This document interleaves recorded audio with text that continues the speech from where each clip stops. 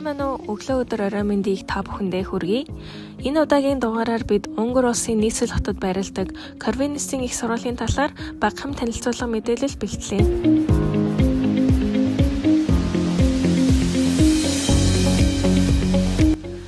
Корвинесийн их сургууль 1920 онд байгуулагдсан бөгөөд Будапешт болон Székesfehérvár хотуудад кампустай.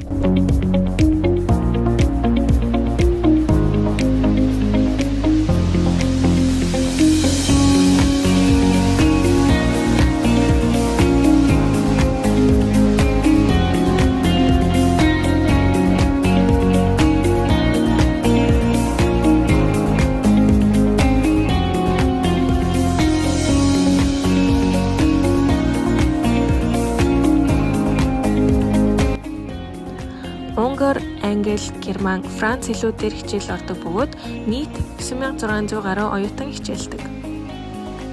Үүний 1500 гаруй гадаад оюутнууд байдаг байна.